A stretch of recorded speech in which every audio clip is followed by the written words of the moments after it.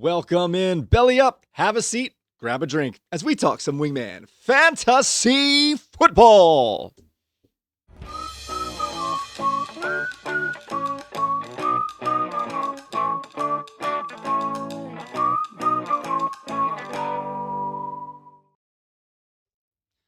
Welcome on in to another edition of Wingman Fantasy Football, the League Podcast. I'm your host, Michael Furley, and as always, I'd like to thank all of you, or any of you who may be watching or listening to today's show. It is Monday, December 8th.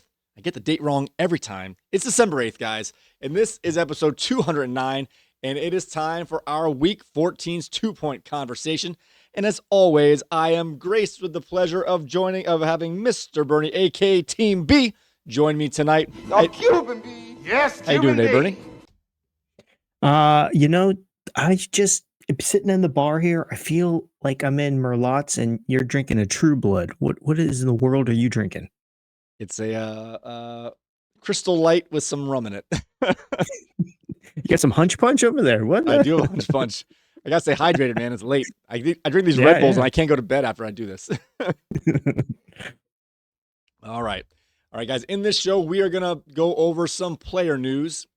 We'll let you know who the studs and duds for Week 14 are, and then we'll settle into our nice Week 14's two-point conversation, where we go through all the Week 14 action up to this point, and then we'll take a look at some early waiver wire targets that might help you get through your fantasy playoff bracket.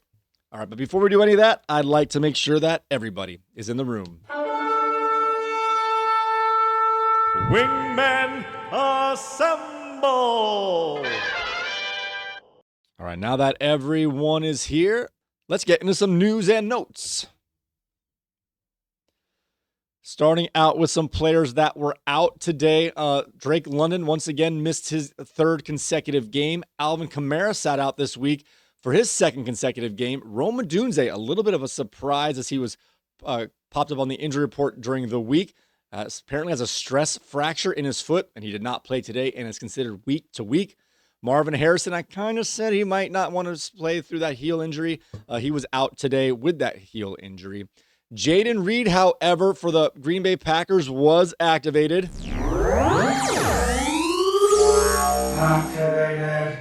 He was activated from the IR. He was in the active roster on Sunday's game against a huge divisional rival with much implications in terms of NFL against the Chicago Bears.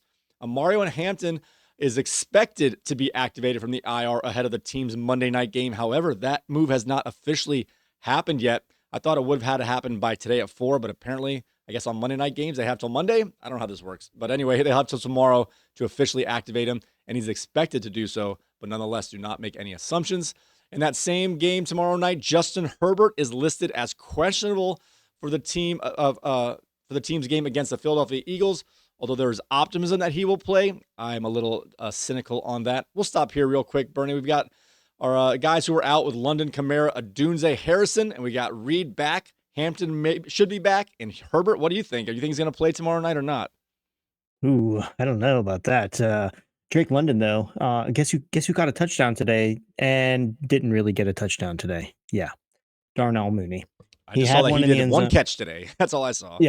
Yeah, and it was a touchdown that was, or no, he had one that was a touchdown that was not a catch because he stepped out of bounds before he got the ball. Well, doesn't he know the rules? You have to get your feet in bounds. It doesn't count. Yeah. Okay. Devin Neal, though, Alvin Kamara out. Devin Neal, he carried a load with limited success on that. Rome Odunze, this game, we get into it, but this game is tough. Luther Burden the third absorbed some of those targets as well. Luther's a rookie, and he might pan out to be something one day.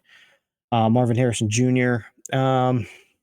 They looked bad. Trey McBride is obviously always going to be the go-to, but what's the guy's name? Wilson. Wilson looked pretty good out there, So that's a positive effect there. Jaden Reed, he's going to be on the snap count. Amari and Hampton, Kamani Vidal is not going to give up that backfield so easily. He's got a couple 100-yard games under his belt, so that's going to be tough.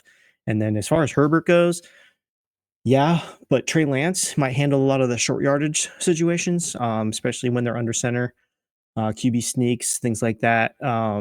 And I would maybe, depending on how Trey Lance performs in his limited snaps, if he's in, maybe week 15 and beyond, depending on the record and what they have to play for. Yeah, I did hear that they were using Lance in practice for like goal line situations, Yeah. whether it be him actually taking, whatever, just handling those situations, the short to go, whether it was the fact that he'd get the ball or just knowing there might be a crowd and people smacking at his hand there in Exactly. close quarters. Maybe they want someone with a healthier body. I honestly think there's I don't know the percentage. I'm going to say there's a good 30% chance that I don't think Herbert plays tomorrow night or later tonight. So that's just the way I'm thinking. Because they've been they're optimistic, but he hasn't been taking any practice reps. So it's whatever, all that stuff. All right, moving along here, we've got players who were. I should have stuck with him first before I got this far. We had two more guys who returned after an absence. Both these guys had a one-game absence due to concussion. T. Higgins got back on the field for the Cincinnati Bengals in a high-scoring affair, and J.J. McCarthy got back on the field in a one-sided high-scoring affair. And Jaden Daniels, who could have seen this one coming, returned to the lineup this week after suffering a pretty horrific looking dislocated elbow. He only missed 3 weeks, got back on the field, and to few people's surprise, he was not able to finish as he aggravated that same elbow on a hard fall, although they said they kept him out as a precaution. The precaution would not to have him play at all if you were really worried about him getting hit. He's either good to go or he's not. Tyrod Taylor left the game very early against the Miami Dolphins with a groin injury. If he cannot play next week, Justin Fields may get back, but he was inactive today. Or Brady Cook, who took the snaps today, might get the start in Week 15. And we'll stop on here real quick because I know you want to probably opine on this one. Daniel Jones did not finish Week 14 after he left suffering a non-contact injury to what appears to be his Achilles tendon. All right, we got a couple guys coming back, three guys coming back with Higgins, McCarthy, and Daniels. Although Daniels left early, Tyrod Taylor left early, and Daniel Jones left early and may be done for the year in the entire offseason. Yeah, Daniel Jones is done for the year. T. Higgins looked good. T. Higgins had some late game, like really, really good catches. So good to see him back. I don't know. He went down pretty hard. So I don't know what's gonna happen in the upcoming days here. I don't know if they might want to put him through another concussion Oh, protocol. did he hit his head again? Well, we don't know what happened. Because it was cold out, and he went down and he looked like he was shaken up Oh, I didn't see when he that. hit the ground, but they didn't say anything in the game. So we'll see what happens. Okay. I know sometimes they'll do a late after Right. the fact Yep. kind of protocol. But JJ McCarthy, Washington looked horrible, so he Yes. looked good. I wouldn't put anything on that though. Jane Daniels, yeah, we talked about this. Like, what are you playing for? This guy is your future. Keep him out of the game. Mariota was doing as good as anybody can do in that team situation. So that's something that's on them. The Jets are the Jets. Daniel Jones. Oh, I'm sorry. I won't gloss over the Jets. The running game is really the only thing to look forward to in the Jets. Brady cooked. I mean, did he look good? No, he looked like a guy that should not have looked like an undrafted rookie. I Yeah. mean, it is what it is. He made the Miami Dolphins look like a Super Bowl contender again. Daniel Jones, though, wow, they didn't have a backup plan, did they? Who the heck is Riley Leonard? I'd rather have Brady Cook in there. I'd rather have Tyler Shuck in there. Riley Leonard looked not good at all, and I don't know if the coach didn't realize that they had Amir Abdullah, who they got going. They had obviously Jonathan Taylor, and they had another guy, not Giddens, but another guy, Goodson, I think. Yes. Good Um, job, Goodson. Yeah. yeah, that they should have just been rotating those guys and running the ball every down, and having split backs in the backfield, because this guy, he couldn't, like, it was like every announcer, every play was almost intercepted. Ooh, bad throw, almost intercepted. Almost. It's like, come on now. We can't do this. You guys are so close to not falling apart, but we'll see what happens. But he's out. He's out for the season. Well, while we're here on Daniel Jones, like you said, Riley Leonard took over. I was curious. I don't. There hasn't been any updated news on Anthony Richardson. He's technically still in the IR. Has not been designated to return. Although he had that orbital fracture like 8 weeks ago, 9 weeks ago. It's been a while. So like that part should be healed unless they just don't want him to play at all. So there haven't been plans to bring him back, but things have changed. So like, yeah, they've got if okay, Anthony Richardson expect.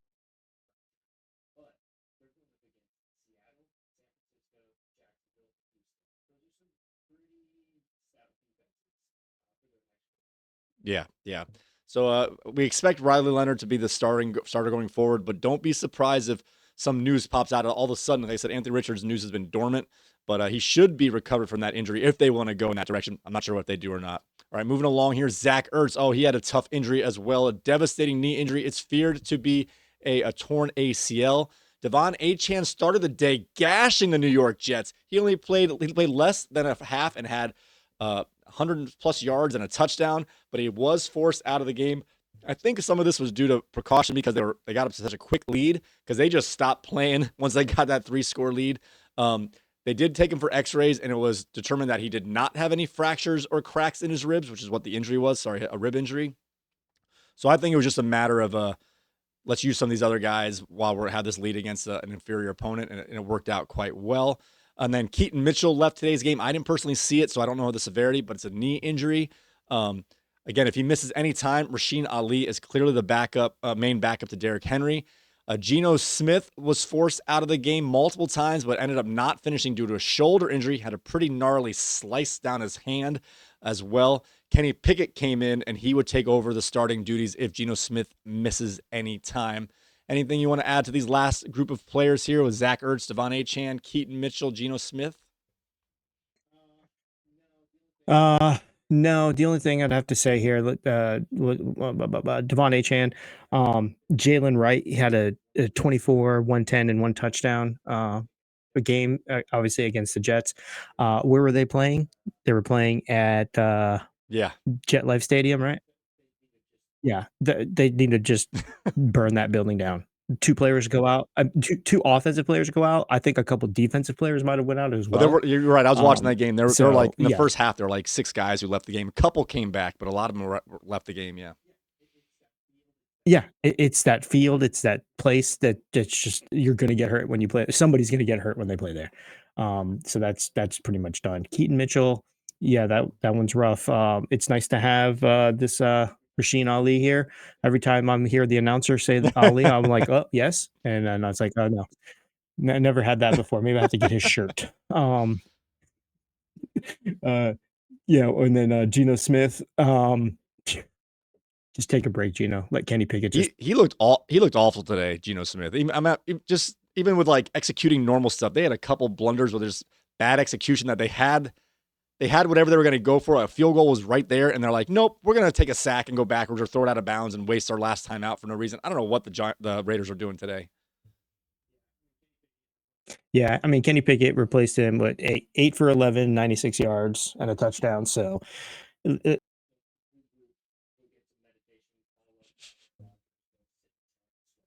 All right, very good. All right, guys, let's get in. Let's find out who was our studs and duds for Week 14 as we break down our studs and duds.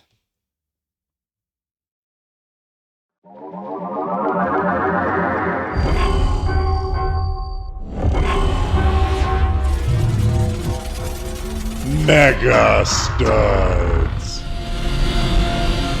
That was the wrong button. Let's do this again. Sometimes you win, sometimes you lose. Wingman Fantasy Football, studs and duds. Yeah, we're not to the mega studs yet. We'll get there. We're starting with our studs and duds. Bernie, why don't you start us off with our first round of studs for Week 14? All right, here's a guy that's making his way back, and he's coming back with a vengeance. Joe Burrow, 29.36 fantasy points, 284 passing yards, and 4 passing touchdowns. Sam Darnold, comeback player of the year 2 years in a row. Now that doesn't make any sense. 24.26 fantasy points for Sam, 249 passing yards, 23 rushing yards, and 3 passing touchdowns. Sam, just give the ball to Kenneth Walker a couple times, though. Christian Watson, 22.9 fantasy points for Mr. Watson. 89 receiving yards, 4 receptions, and 2 touchdowns. And they were probably good-looking catches too. And I don't even know this guy. I don't know who this is. Ryan Flournoy. Flournoy. He plays for Dallas on Thursday night. Flournoy. 22 fantasy points for Ryan, 115 receiving yards, 9 receptions, and 1 touchdown. That's right. Yeah. Don't worry, Ryan. I'll talk to him after the show. You'll get respect on your name, Flower Nye. All right, moving along with other guys who made the stud list this week. Harold Fannin Jr. What 21.4 points? He got there with 114 receiving yards on 8 catches, and he got in the end zone once. And Senior Muy Bien, Travis Etienne at 20.7 points. He had one down week last week, but he is back on the train tracks. That's 82 total yards, 1 reception, and got in the end zone twice. And R.J. Harvey, isn't that the guy who makes like the fish t-shirts? R.J. Harvey at 19 points even on 100 total yards, 6 catches, and 1 touchdown. And DK Metcalf came out of nowhere today, 18.3 points on 148 receiving yards and 7 receptions. Didn't need a touchdown to be a stud this week. Yes. Oh, you know what? I'm sorry. We're going to go back real fast. Travis Etienne. I heard somebody say Travis Etienne zone. Okay, moving on. Mike Gesicki is on this list and not in a Dolphin uniform. Look at this guy. Joe Burrow's bringing everybody up. 17.6 fantasy points for Mike Gesicki, 86 receiving yards, 6 receptions, and 1 touchdown.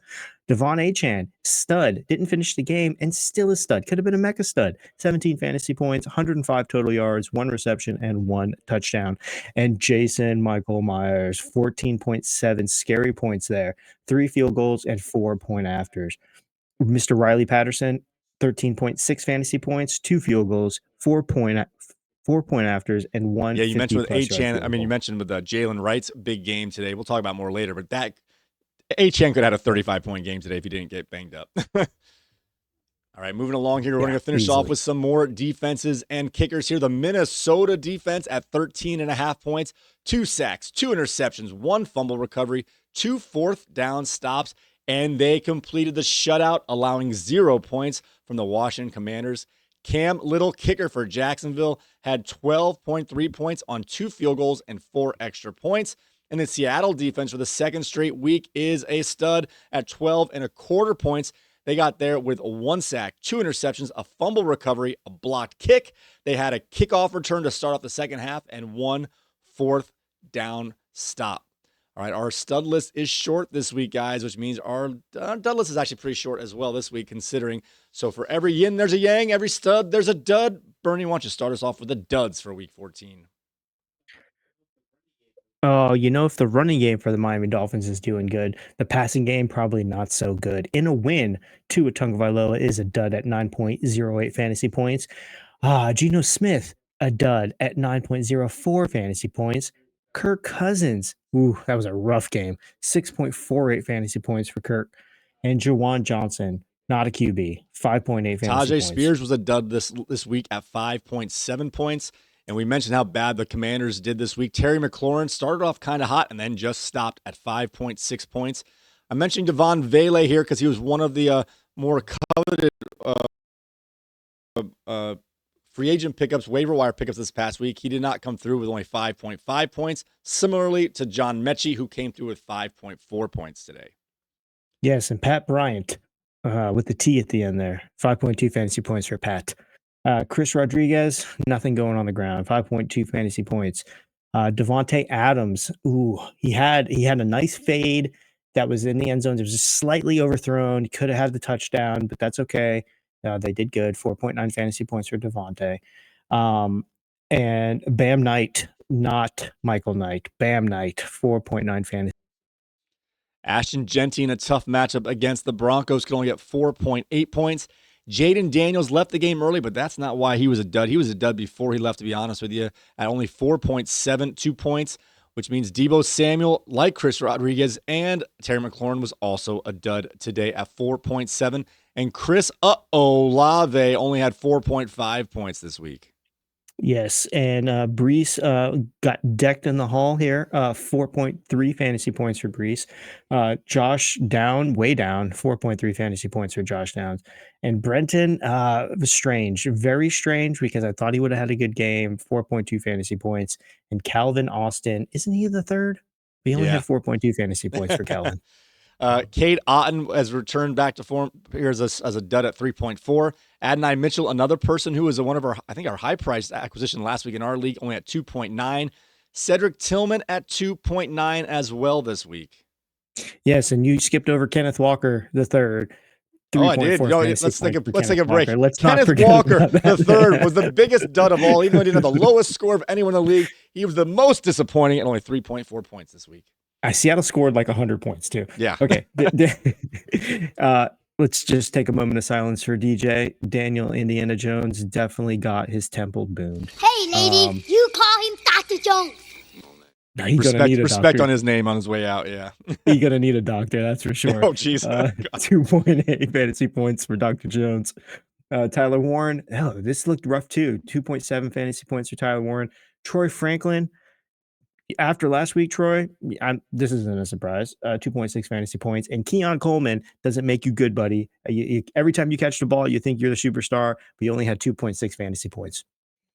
Another young player who has started off the season so hot, but's been on this list a little too often lately. Emeka Abuka at 2.5 points. Darren Waller, part of the low passing attack from the Dolphins today at 2.2. And there was a lot of touchdowns going around from Minnesota, but I think J.J. McCarthy just hates Justin Jefferson. He must just hate him so much, as he only had 2.1 points this week. And Evan Ingram for the Broncos only had 1.8 points as well. Yeah, he's like, there's only one JJ in this building now. All right.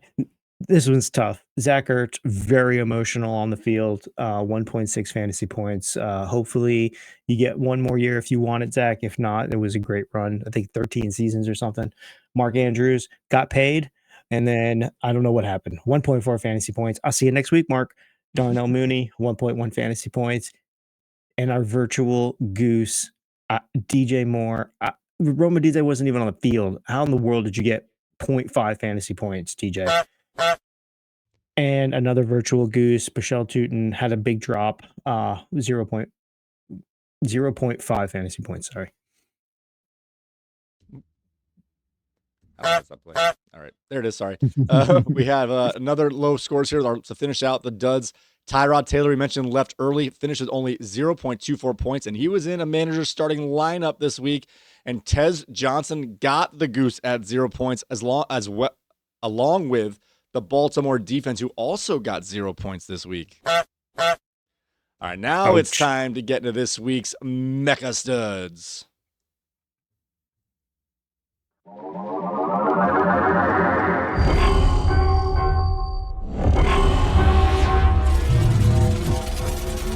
Mega Studs.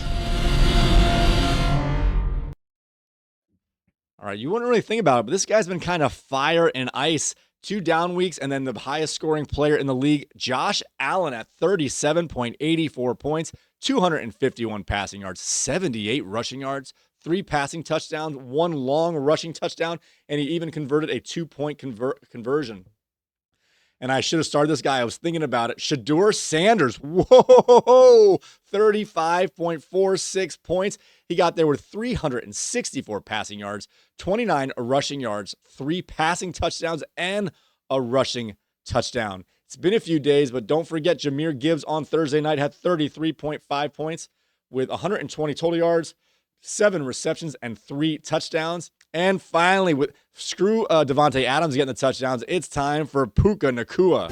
Hakuna Matata. Had an awesome day, a spectacular day, not just stats, but just the way he gets it done. 32.2 points with 167 receiving yards on 7 catches, and he got in the end zone twice.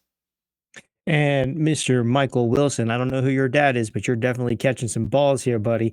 31.7 fantasy points for Michael Wilson, 142 receiving yards on 11 receptions, and 2 touchdowns for Michael.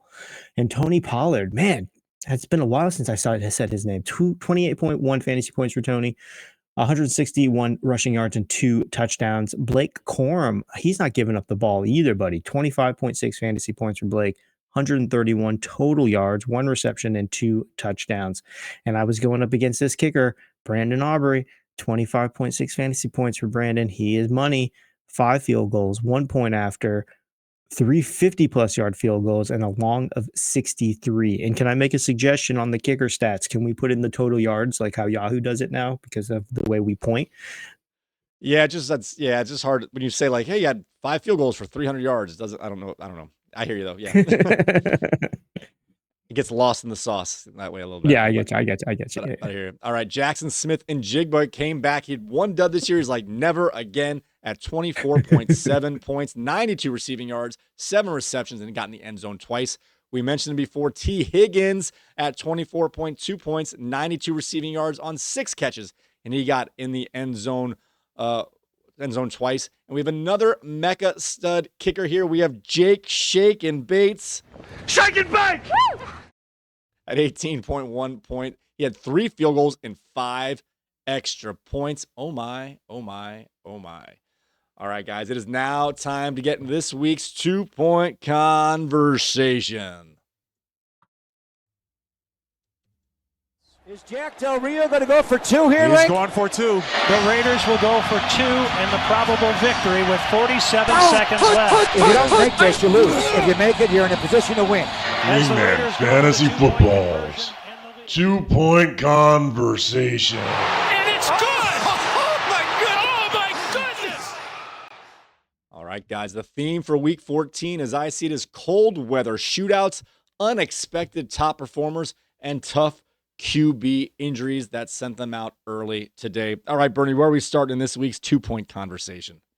We're going to go back a little bit here. The Cowboys' 3-game win streak ran headlong into the Lions team that remembered how to play defense. Detroit 44, Dallas 30.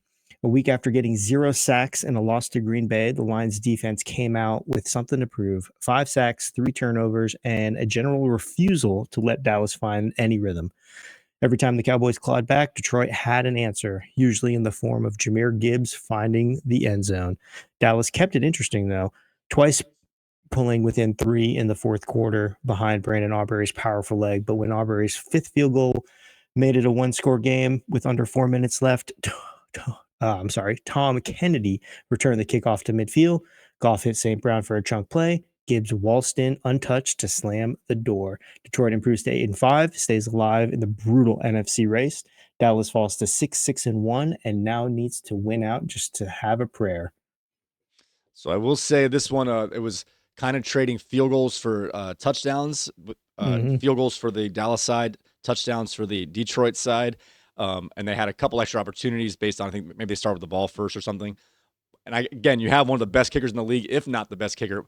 But like I said, take the points. They kept kicking field goals. It seemed like they were going to be down, and then they kept you look up, they're down 8 points, and they're down 3 points. They were always within a score. By the end, though, Detroit did get that two touchdown, scored twice without giving up points that put it away. But the game was really within a score most of the, like you said, into the fourth quarter there, and they really were, obviously they were kicking long field goals. They weren't even getting that far. But I'm saying trust your kickers to just get points. If you go for on 4th down too much, you're giving away points that honestly will make the math better later. So I appreciated that in terms of just put whatever the points you're going to get, put them on the board. Figure out the math later when the time is running out.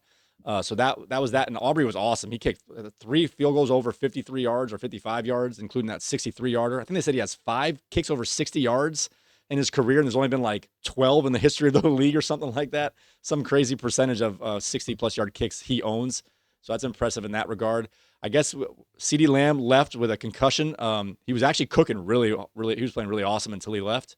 And then Detroit just kind of did what they did there. They were a little more dominating on defense. And then you said Jahmyr Gibbs with 3 touchdowns. But while we're here in our conversation mode, I kind of want to break away from just talking stats here. All right, we got to talk about George Pickens here a little bit. What's your thought on the lack of focus, lack of energy, all that kind of stuff, and the peculiar actions he was taking on the sidelines during that game? I know you've been waiting to talk about George Pickens on this side of the thing.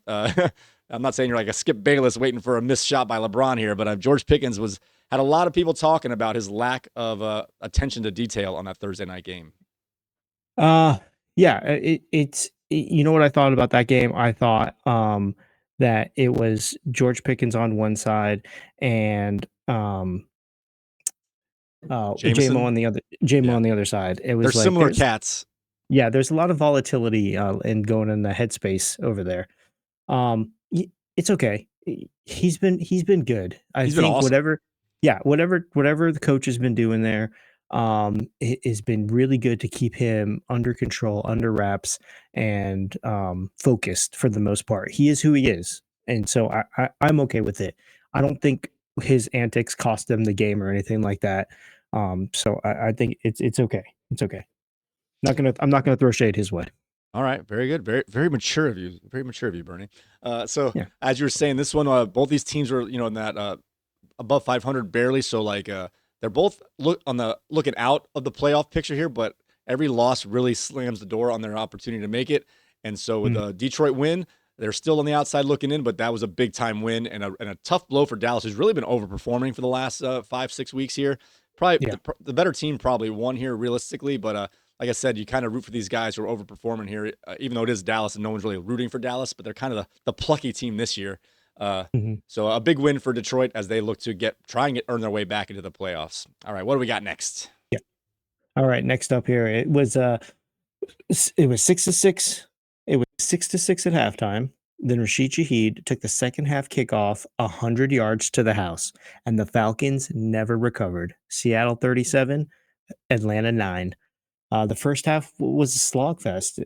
Sam Darnold threw a bad pick in his own territory. Nick, I can't even say this guy's name, Emmanuel bailed him out by blocking the ensuing field goal attempt. But from there, it was a stalemate. Then Shaheed's return flipped the switch. Darnold went from shaky to surgical, throwing 3 second half touchdowns. And Seattle's defense, who was already stingy, clamped down completely. No touchdowns allowed for the second straight week. 3 turnovers sealed it. The pickoff, picked up. I'm sorry, Emmanuel picked off a tip ball. Devin Witherspoon ripped away one from Bijan Robinson on a forced fumbled. Then Witherspoon grabbed his own interception late. Atlanta had no answers for Seattle's defense here. Seattle improves to 10-3 and keeps rolling towards the NFC top seed. Atlanta falls to 4-9 and is officially eliminated from. It seemed like they were playing like they were eliminated 3 or 4 weeks ago, but yeah, that the math is now what it is. They are done. That's a tough break there for Atlanta. Kirk Cousins, I was hoping he might be able to get back into rhythm. He looks like he cannot play anymore. He looks completely washed. He's not even worried about how much money he makes for what they ask of him here, but you think he might be able to get a backup job somewhere if they, can cut ties and whatever. But he looks like he's not even worth putting on your roster at $8 million as a backup right now. Yeah, I would have said, try to ship him off to Indy, um, just to have a veteran presence there. But if I was Indy, I'd look at that and be like, "Nah, we're good." Yeah, so Bijan Robinson again didn't score a touchdown, so he had I don't know how many yards he finished with, 85, 90 yards total, give or take. Yeah. But he has these games where he doesn't get in the end zone. Every once in a while they'll be like, "Oh yeah, it's been 3 weeks. Let's get him a couple," and then they go right back to not focusing on him getting the ball here. And we mentioned before, Shaheed has not really been helping out in terms of the offense, but he finally made a mark this time in the special teams game. And that, like you said, that was a huge. I looked up, I'm like, what the heck just happened? How'd they score? Like it was the opening kickoff, not off a score. So like I thought it was still halftime. I'm looking up like, how they have a touchdown? How they get a turnover? But it was the opening kickoff return of the second half. So it's good to see Shaheed contribute. That's what they brought him here to help the team in some way. And it looks like he might be more helpful on the special team side than the offensive side of the ball. Yeah, for sure, for sure. All right, moving on here. We have next up.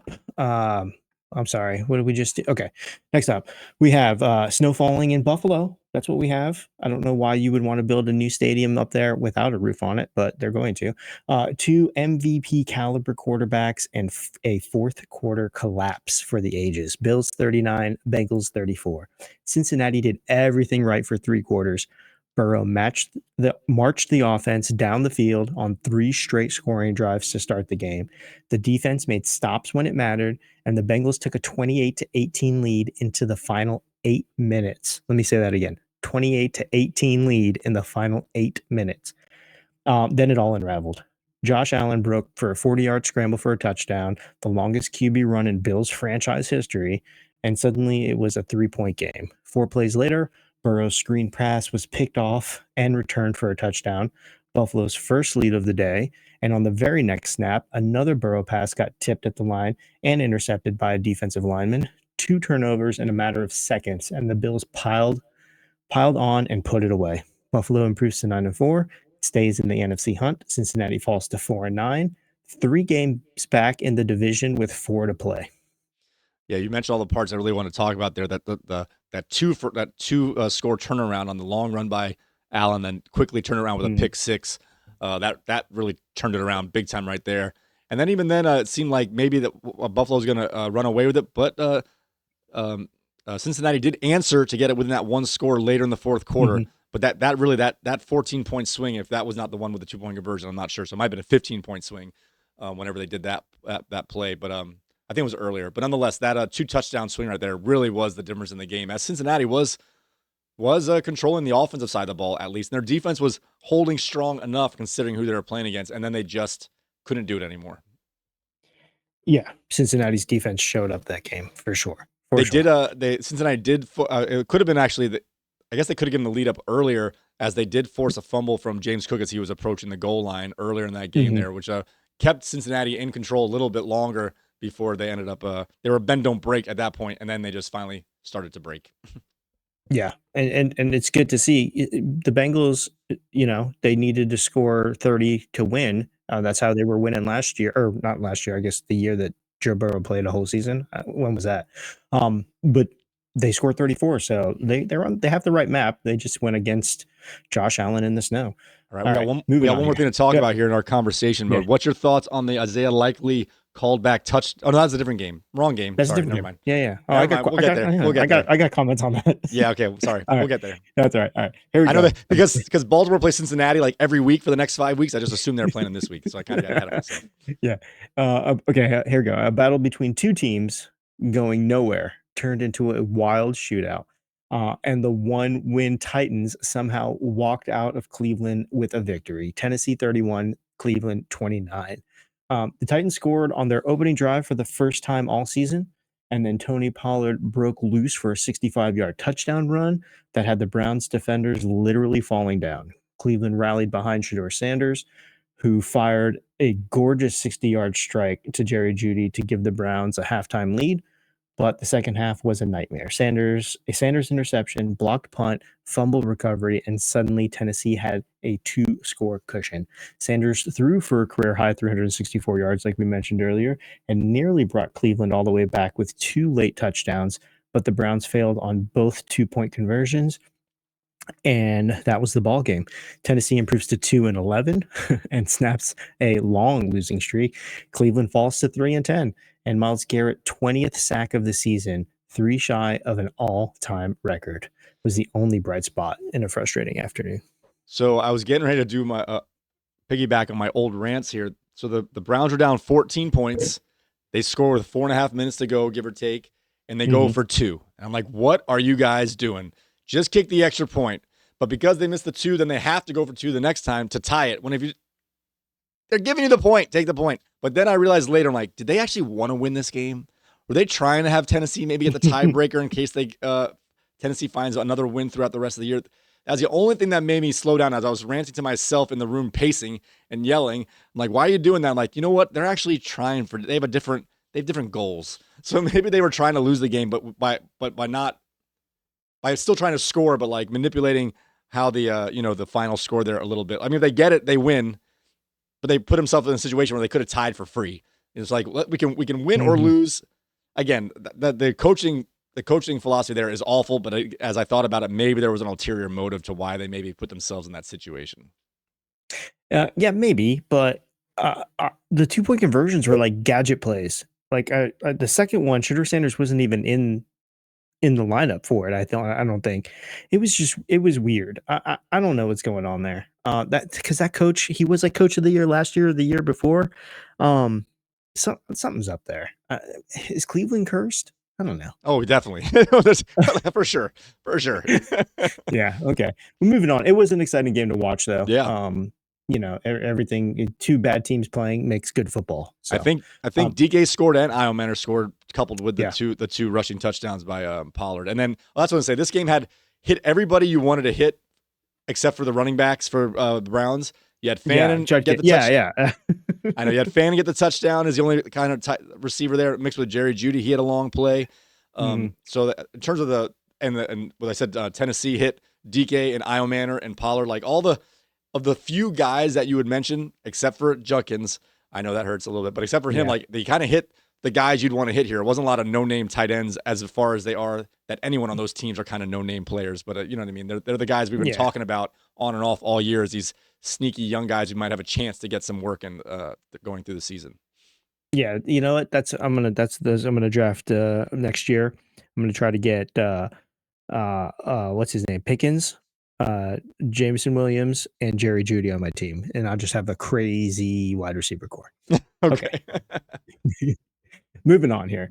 JJ McCarthy had the best game of his young career. The defense pitched a shutout, and Jaden Daniels' return lasted about a half. Minnesota 31, Washington, I don't even know how to say it. 0, nothing, not. Nil. Didn't the Vikings get shut out last week? Yep. Okay. Complete The switch. The Vikings scored on their opening drive for the first time in weeks, with McCarthy hitting Josh Oliver on a strike down the seam. Washington answered with a promising march into the red zone, only to come up empty on 4th and goal when Deebo Samuels couldn't hang on to Daniels' pass in the end zone. From there, Minnesota took control with a 19-play, 98-yard drive that chewed up 12 minutes and ended with the Jordan Mason touchdown run. The knockout punch came early in the third quarter. Daniels threw a pass to Andrew Van Ginkel, batted into the air and picked off. And on the return, Daniels landed hard on the same elbow that he missed 3 games with. He never came back. Neither did Washington's hope. Marcus Mariota promptly threw another interception on his first drive. Minnesota snaps a losing streak, improves to 5-8. Washington falls to 3-10. That's 8 straight losses, and now has to worry about Daniel's elbow all over again. Yep. Learn your lesson. Other teams, pay attention. Don't bring your players back too early with nothing to win, nothing to play for. Exactly. So every time I looked up, it seemed like Minnesota had the ball, and then I kind of looked, and the time of possession wasn't that far off. I thought it was going to be like 30-15 at one point, but it was like 26-20. I was kind of surprised that it was not. I mean, that's a lot in football, but it seemed like it was more than that.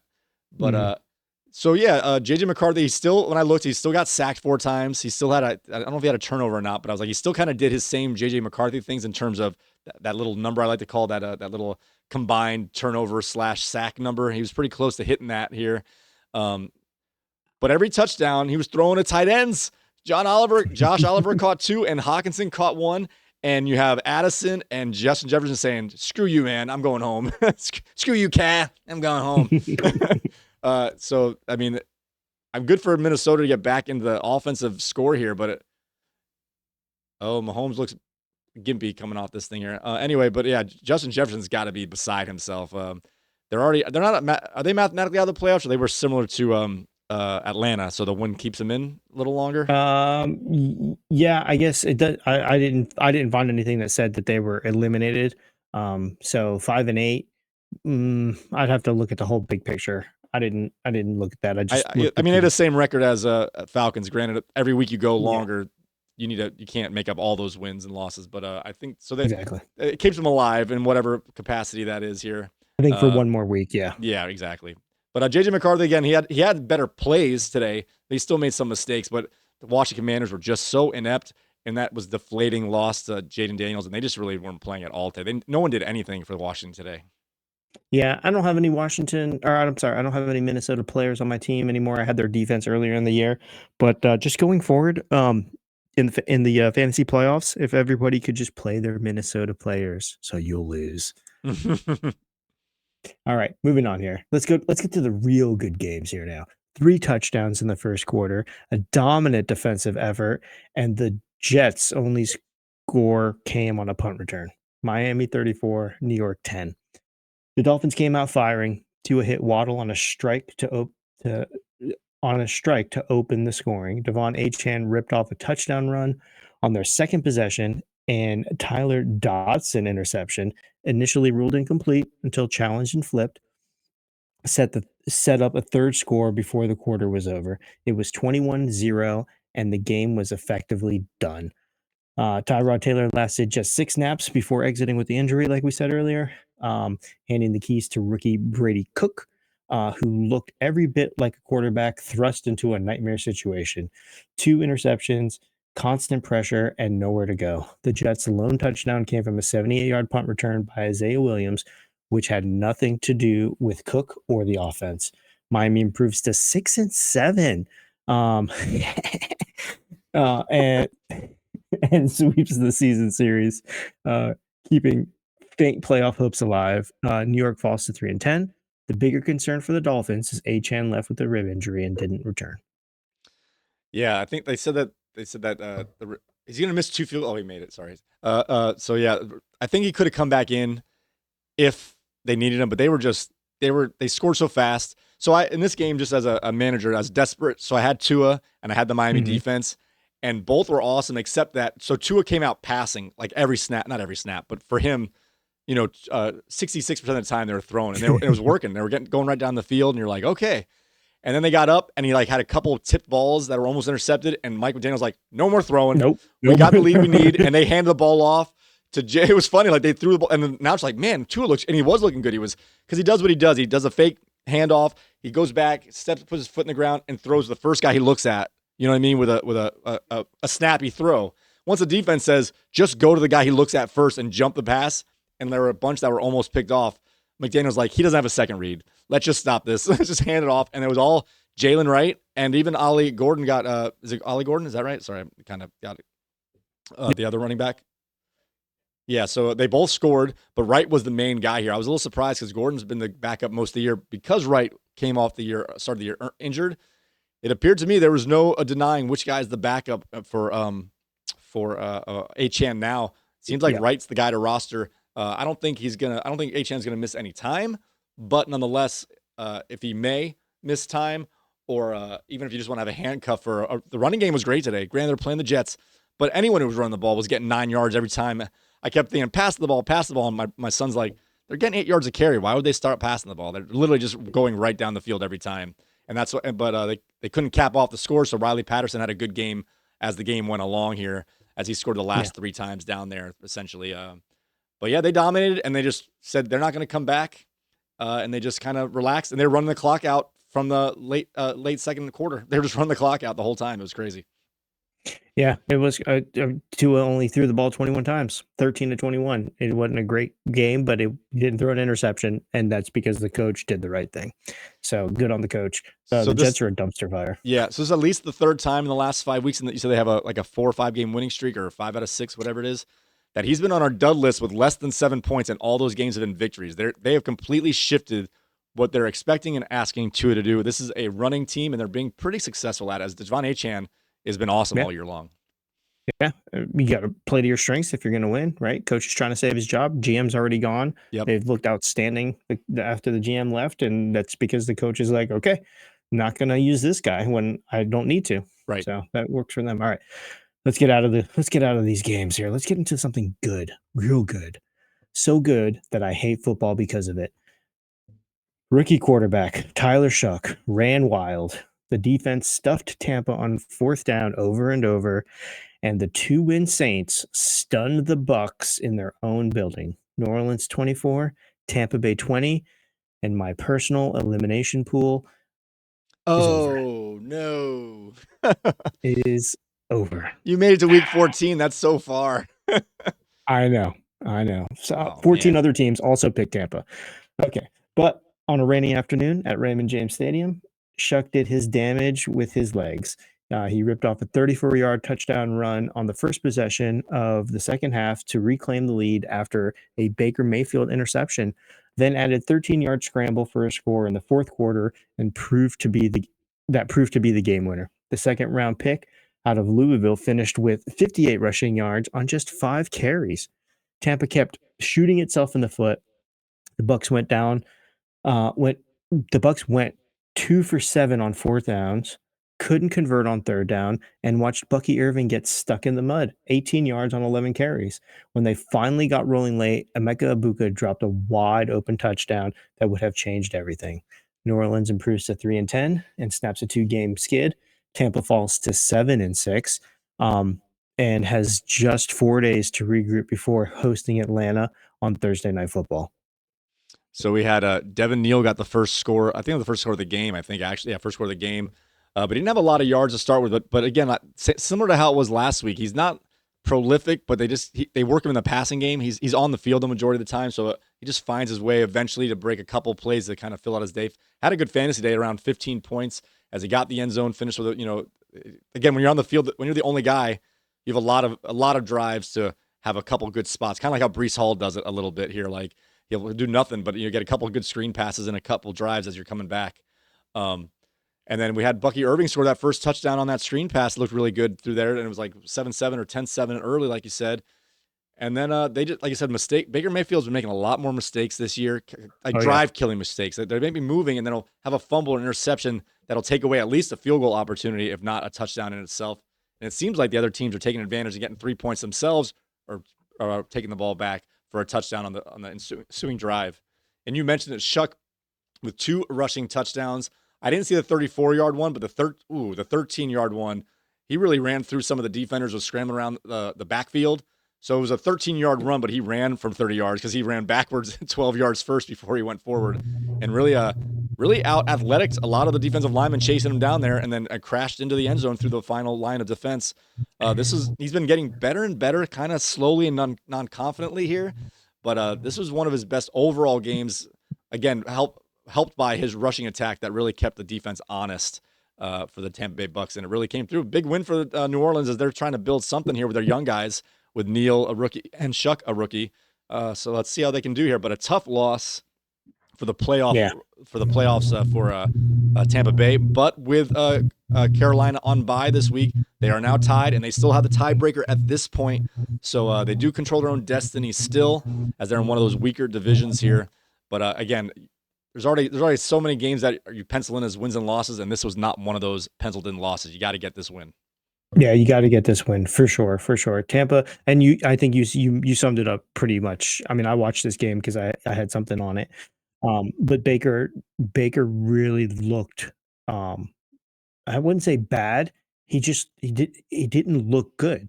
So I don't know if that's a combination of offensive line play calling, him trying to do too much, his injuries.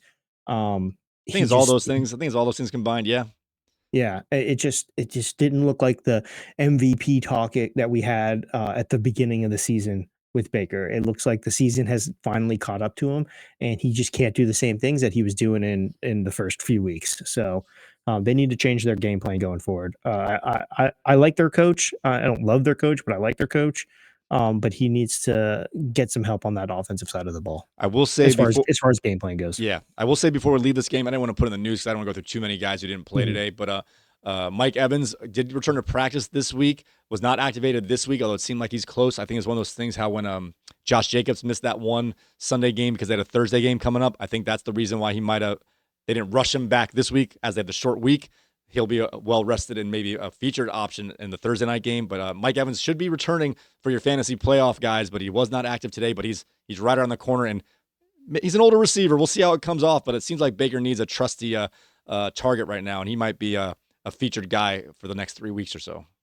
If Baker can get the ball, man, Baker was all day at the end of the game needed to get a first down to Cade Otton, and Cade Otton made the catch, but he was thrown behind Cade Otton had to lean forward to get the ball.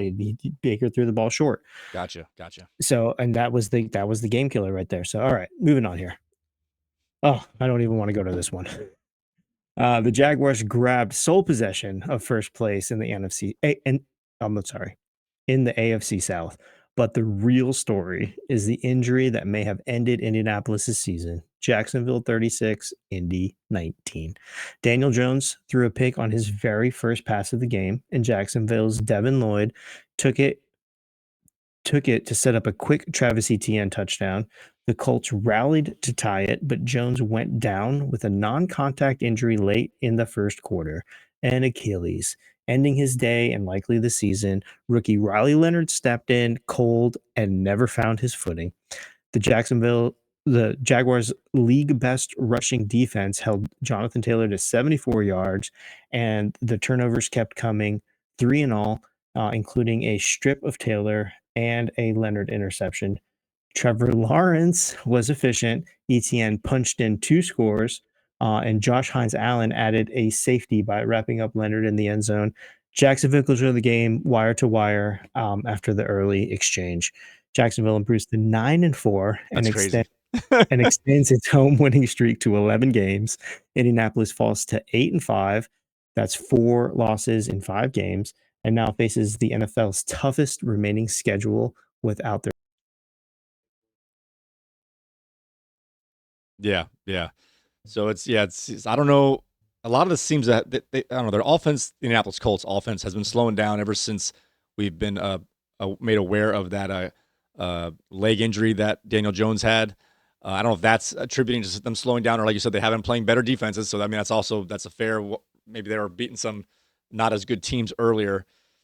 But after their bye week, Daniel Jones's legs is part of that offense. You right? Take his legs out of it, that defensive game plan switches considerably. I think because a lot of people will look at him and go, "Yeah,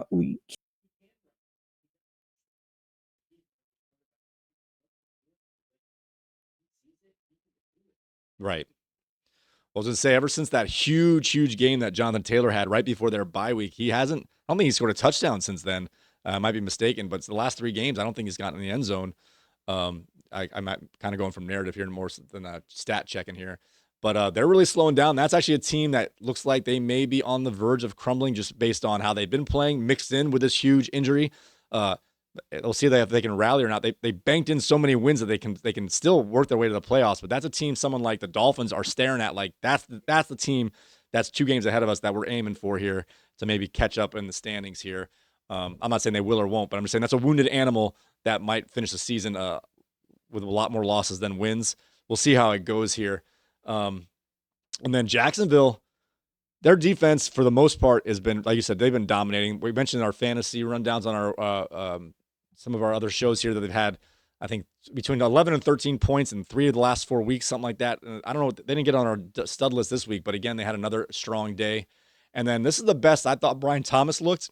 Pardon me. I thought Brian Thomas looked a lot better. Didn't have a huge stat day, but had a couple big catches down the sideline. Trevor Lawrence had a lot of guys in stride today. Okay, yeah.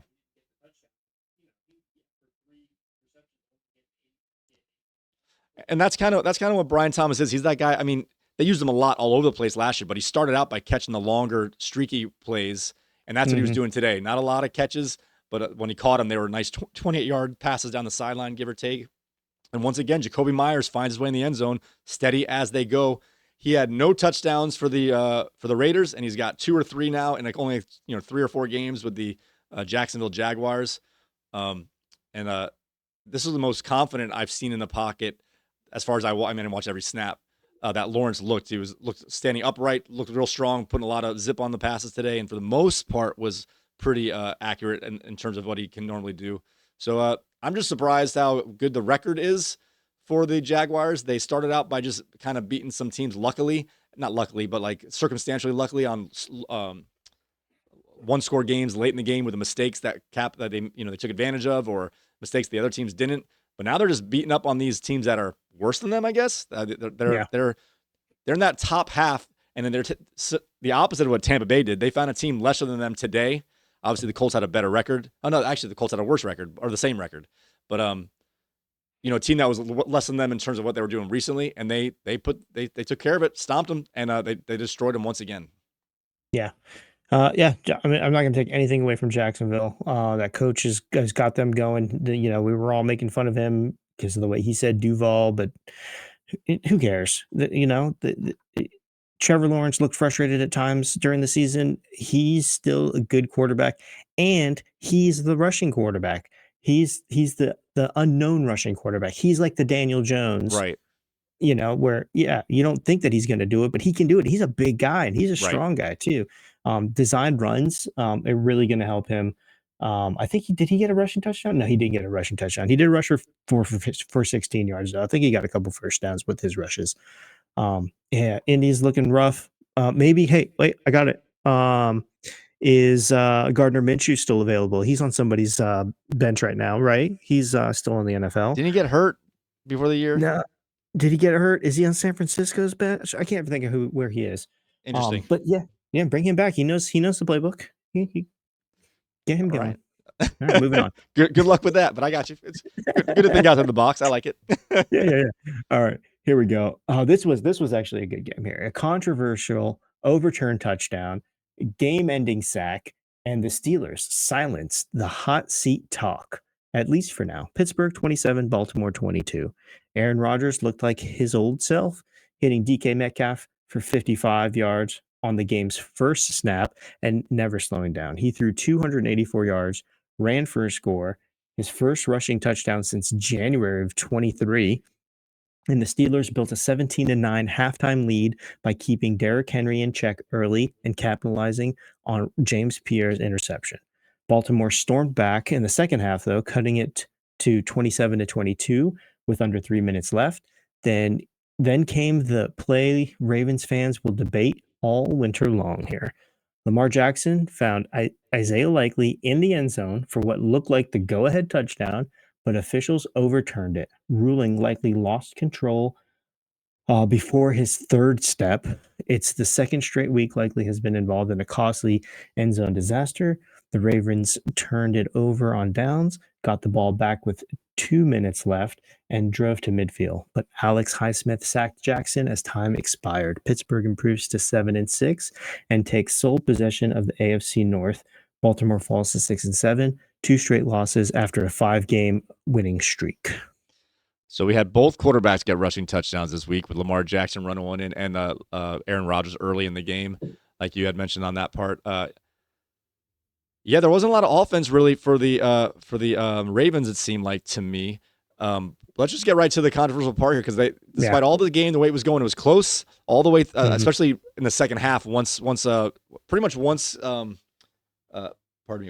Jackson got that rushing touchdown and they tacked on a couple field goals, it really was a one-score game within 3 to 7 points that last, 8 to 16 minutes.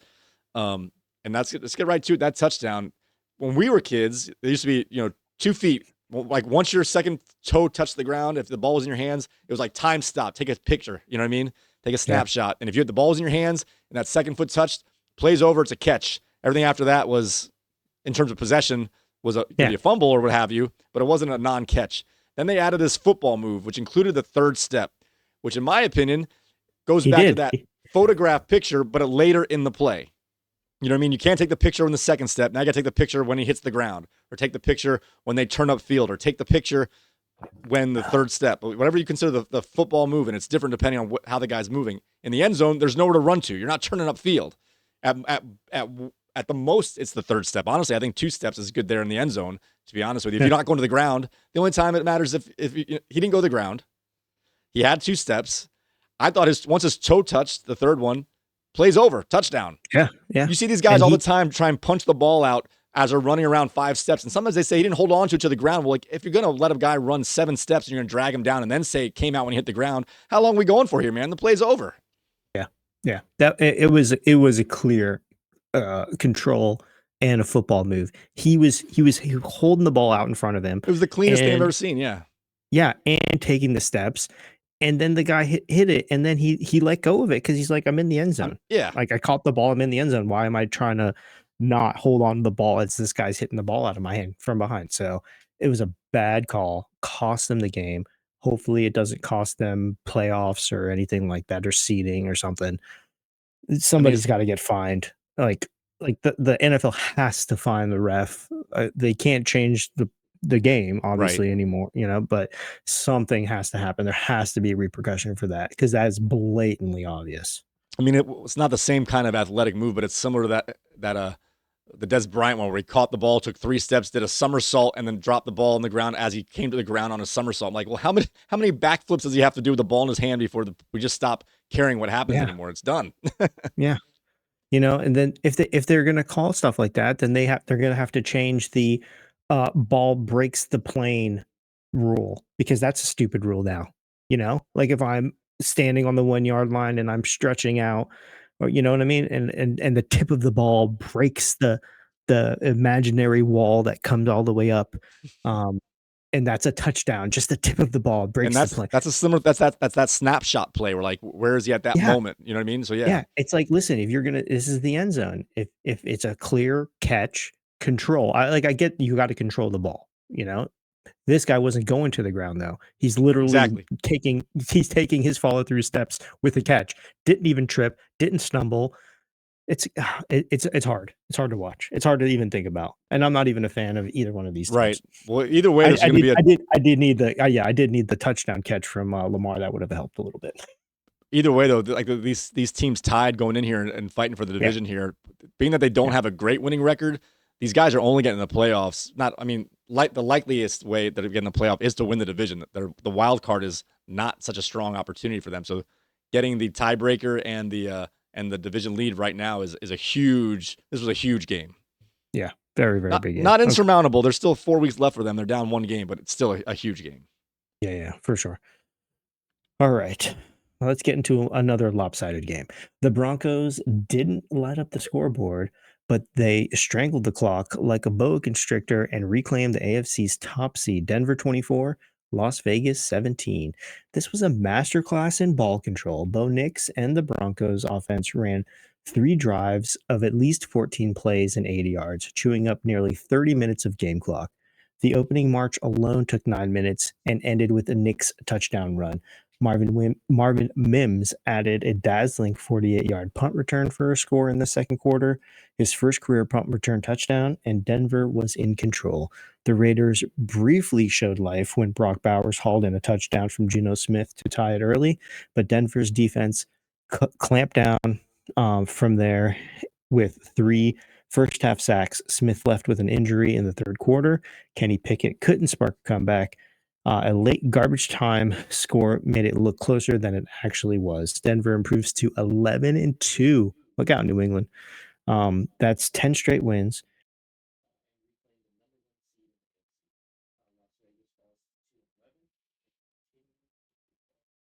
So a couple of things about this game. Like I said, it wasn't too much going on here. They sprinkled in the backup running backs, but this was RJ Harvey in terms of just who they were getting the ball to. I mean, they were spreading the ball around and passing the game as well, but Harvey was the main guy, and Harvey caught a ton of catches. I think he had 6 catches.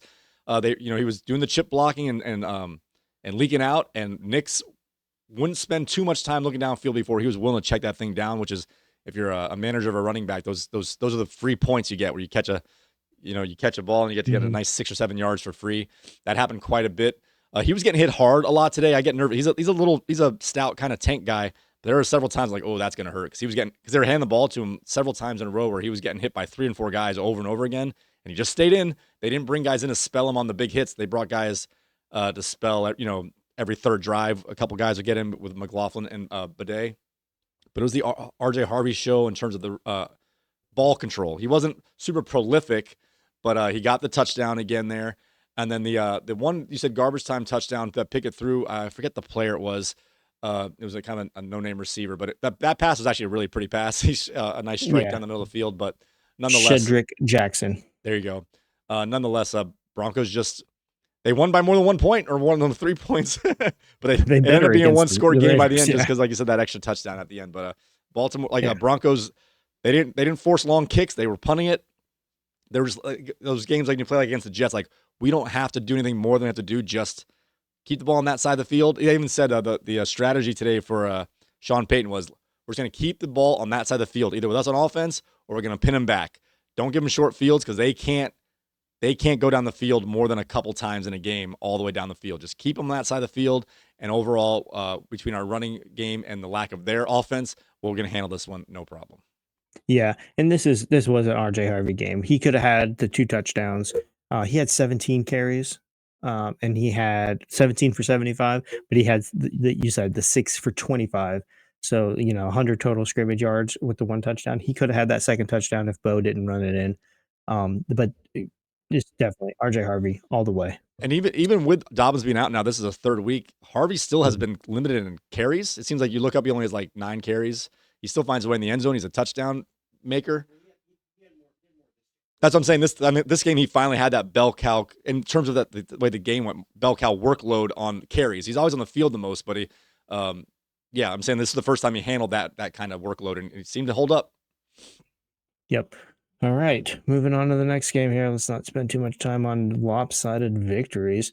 Sorry, I got to pull my other piece back up. All right, here we go. What do we got? Here we go. First place in the NFC North on the line. A furious Bears comeback and a heartbreaking end zone interception to seal it. Green Bay 28, Chicago 21. The Bears started cold, 1 first down on their first 3 possessions, while Jordan Love carved them up with touchdown strikes of 23, 45, and 41 yards. Christian Watson hauled in 2 of those scores, and Bo Melton, still technically listed as a cornerback on the roster, got behind the defense for a 45-yarder just before halftime. Chicago trailed 21-11 heading into the fourth quarter. Then Caleb Williams woke up. A 17-play, 83-yard drive ended in a 1-yard touchdown to Colson Loveland that tied it at 21. But Josh Jacobs answered immediately, powering into the end zone to put Green Bay back up 28-21 with 3:32 left. Williams drove Chicago to Green Bay's 14. But on 4th and 1, with 22 seconds remaining, his floater to Cole Kmet was picked off by Keenshawn Nixon in the end zone. Game over. Green Bay improves to 9-3-1. That ties. It's gonna cause so much confusion come playoffs. Yeah, and takes sole possession of first place with the NFC North. Chicago falls to 9-4. Their 5-game win streak snapped, but these two will meet again in 2 weeks at Soldier Field. Yeah, so this game was a frigid game. I think it was like 18 degrees or something like that, although there was no precipitation or anything. There weren't a lot of stats going on the Chicago side. I think Caleb only had like 130 yards passing, at least when I looked. Maybe he had more by the end on those last couple drives, but whatever. The running game was for Chicago was okay, not as good as they have been. Obviously, they're playing against a really good defense here, and I was surprised. If you're looking at the highlights, you had the big play over the top to Melton. One of the long touchdowns to Watson was over the top, and the other one was a shorter kind of seam screen, if you will, where he just took off and outran everybody down from the middle of the field out to the corner of the end zone after he had the ball. So he had 2 long touchdowns, but only one of them was Watson, that is. Only one of them was an air-thrown ball. The other one was a run after a short ball. So it seemed like Green Bay really wasn't doing sustained drives, but they were getting the big plays to get the scores, while maybe Chicago was getting more sustained running drives, but not enough to go over the top because the passing game was so inconsistent early. So they weren't really getting a lot of points for as many highlights plays there weren't that many points considering. What else is going to say here real quick? I forget. You can go ahead real quick. I'll figure out what I was going to mention on that. You know what? I'm just going to talk about DJ Moore. That's what I was going to get to as I thought about DJ Moore. 1 catch for -3 or 4 yards. -4 yards on 1 catch. 3 targets. Okay. Luther Burden had the most targets at 6 targets in the receiving game. Then Loveland at 5 targets. Then DeAndre Swift at 4 targets. And then a couple other guys. Cole Kmet. Who's the other guy here? Zacharias and DJ Moore at 3 targets.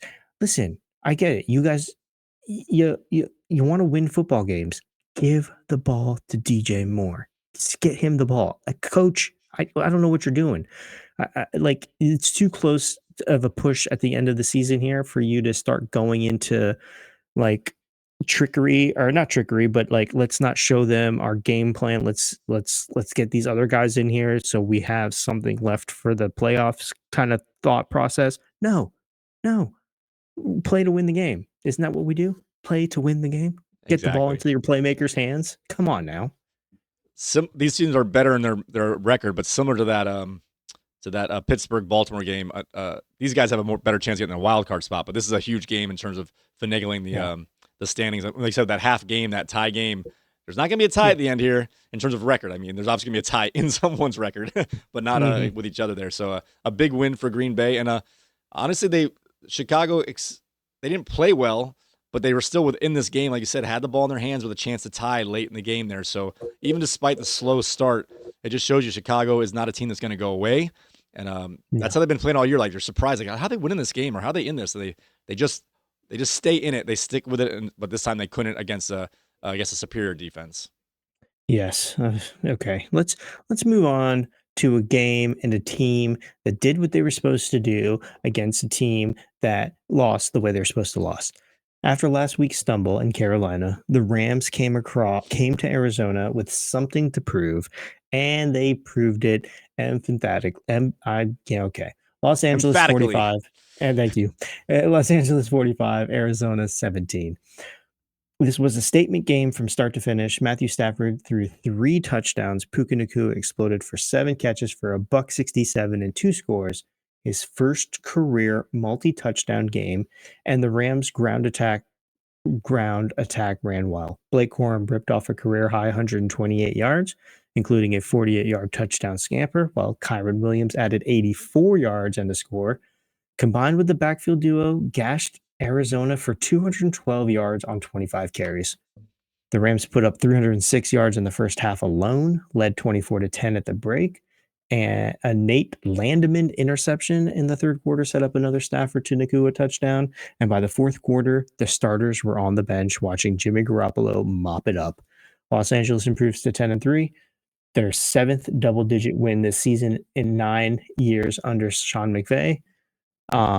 And tighten their grip on the NFC West. Arizona falls to 3-10 and now has lost 9 of their last 10 games after the 2-0 start. There's a lot of fun stuff in here, but we're getting a little long, so I'm just going to say the Rams did anything they wanted to do today. They got just a heads up, that's our last game.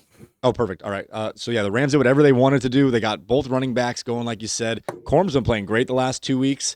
I don't know if they're doing this because he's earned it, which he has, or if we mentioned Kyron Williams got banged up last week, or if they're just trying to work their way to have one of these guys super healthy by splitting the workload here. But every time they touch the ball, someone's moving way down the field. Puka Nacua had an awesome touch. His second touchdown catch was awesome. Climbed up high, pretty much almost like when you go to dunk on somebody and you get stuck in the air on top of something. So they almost pause in the air because you guys, hit each other in the air to stop each other's momentum. He did that on a guy, just kind of rode his shoulder, and it seemed like for 3 steps in the air, skywalking to catch that, and came down on the end zone. And like you mentioned before, Arizona can't run the ball, so they're just going to have to keep throwing. They keep getting down, so the script makes them throw it. The fact that they can't run it makes them throw it.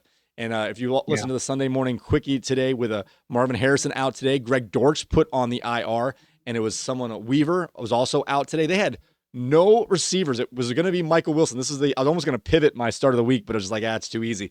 Michael Wilson he scored early, but didn't get the big yards. By the end of the day, when that second touchdown came in, he was a mecca stud this week. Michael Wilson, when there are people missing and Jacoby Brissett going to throw, they're going to lose. And Michael Wilson and McBride are going to fill up their day here. And there's no one to take Brissett's spot, rather, because I guess Kyler Murray is not going to be in Arizona ever again, except for being on the sideline pouting there. So yeah, this game went exactly how you thought it should go, to a hyper level. Yeah. Going back over to the other side real fast, Blake Corum and Kyron Williams, they were respectively 12 and 13 carries each. They got all that work on Ronnie Rivers had a whole quarter to himself in the fourth quarter. Yeah, Ronnie Rivers had 8 carries. So it was definitely an all-around offensive just juggernaut going up for LA here. So good on them, man. Good on them. Those are the teams you're supposed to win, and that's how you're supposed to win. Exactly. They got that little wake-up call from Carolina, and it's like one of those things let's get that loss out of the way before the playoffs. I don't know if this is too early, but if they play like they did today, they should be good for a little while.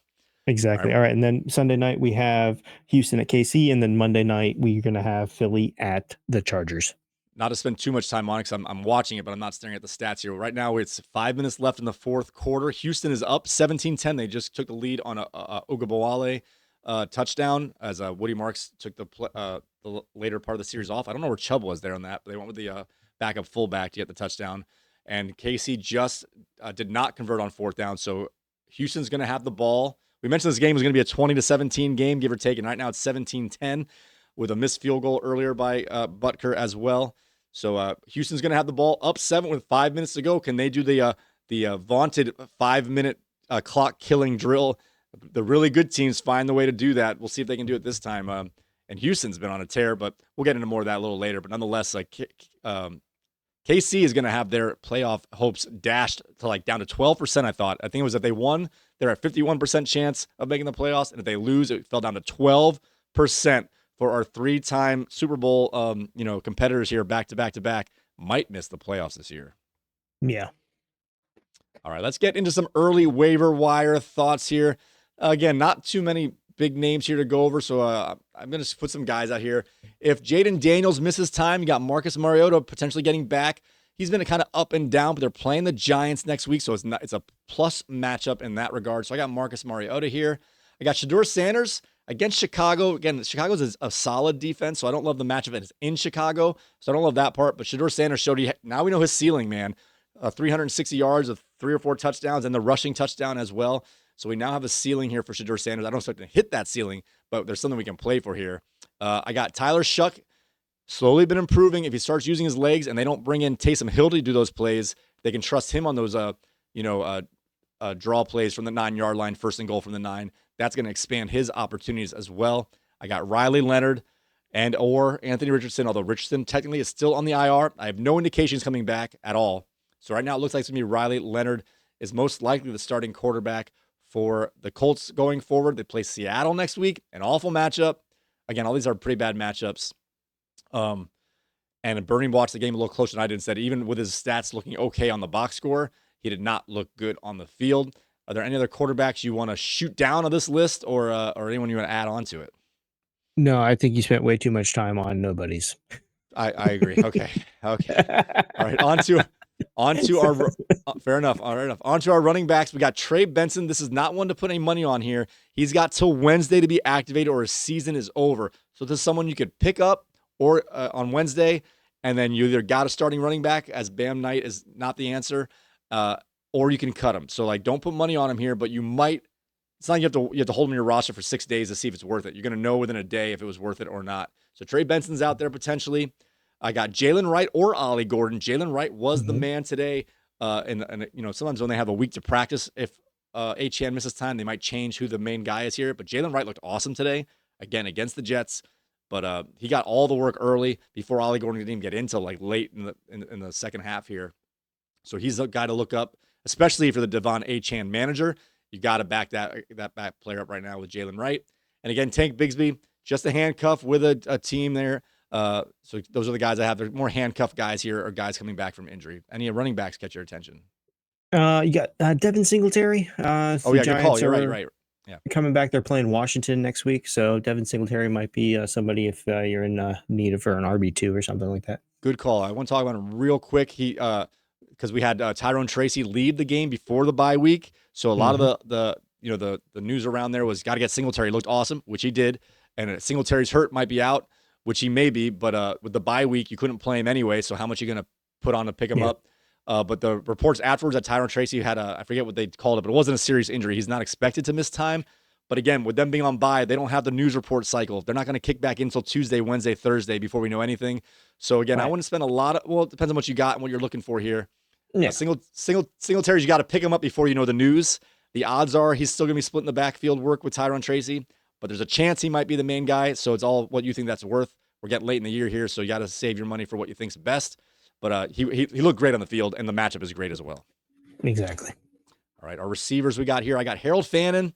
He is the number one, one of them. Well, I don't say number one. He's the number one tight end receiver. Njoku left today with a knee injury. So Fannin, who's been really the main guy of those two anyway, now has less competition. I got Cedric Tillman as well. There's not a lot of guys out here. My receiver list is awful. Yeah. Cedric Tillman, again, if they're going to start throwing the ball and trusting Shedeur Sanders more, again, he wasn't perfect today, but stat-wise, he really lit it up at the end there. If they're going to throw the ball around more, especially if Kinshawn Junkins is getting stopped this often, they might go to the rookie quarterback to spread the ball around. Cedric Tillman's out there, and Xavier Legette is also out there. A tough list here, guys. Maybe I missed somebody. Anyone catch your attention that might be out there, Bernie? No. I mean, if you want to take a chance on a Green Bay receiver, maybe Golden or something. But you're right. There really isn't anybody worth talking about. Houston is playing Arizona next week, so Dalton Schultz, if you need a little tight end help, might be a sneaky play, but nothing crazy.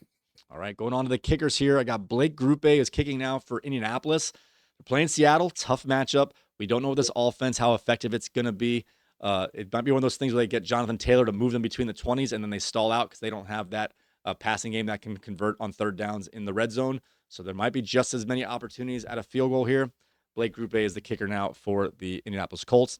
Ryan Fitzgerald coming off the bye for Carolina. They're playing inside at New Orleans next week.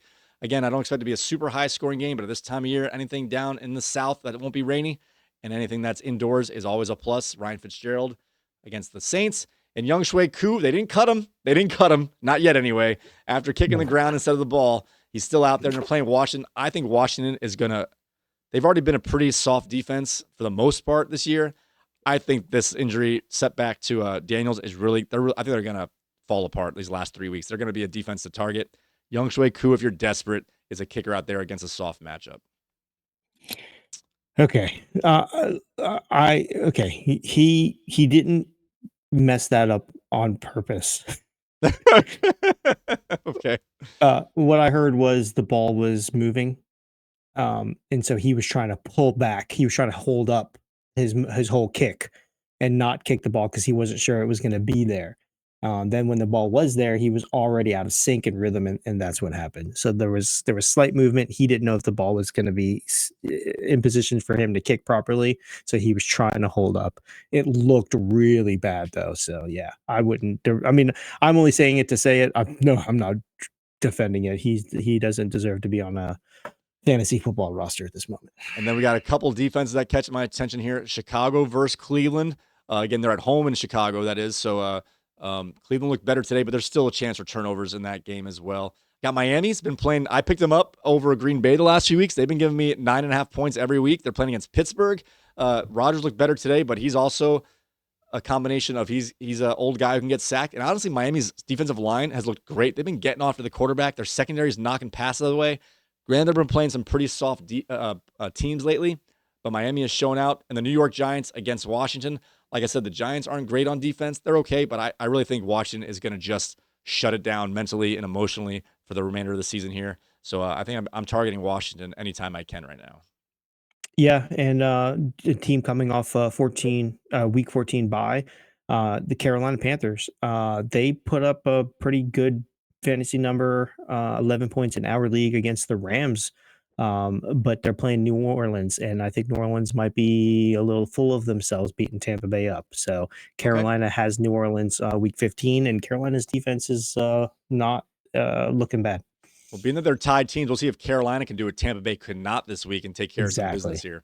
Exactly. All right, guys. We'll have a little more information on our waiver wire show as the more news filters through here, especially after that Monday night game as well. So first of all, I want to thank you all so very much for joining both of us this week for another edition of Wingman Fantasy Football, the League podcast. Don't forget, you can find our audio feeds on your favorite podcasting platforms. Just search Wingman the League, and we'll come to the top of your search. And why search next time? Just hit that follow button, leave a 5-star rating. That way we'll be right in your feed next time you open your favorite app. If you want to watch our show, we do have a YouTube channel at wingmanfantasyfootball.com/YouTube or youtube.com/@wingmanfantasyfootball. They take you to the same place, guys. Nonetheless, when you find us there, hit that like button, subscribe, hit the notification bell, and leave a comment and let us know what we can do to make our show a little bit better. Oh, another pick. Oh my gosh. It looks like Houston's going to win this game. All right, guys, with that being said, may your glasses be full, your mugs stay frosty. And for those of you that didn't make it, there's always next year. Was that a shot at me, man? You made the playoffs. I missed it. All right, fine. All right, guys, we'll see you next time. All right, thanks. There are no...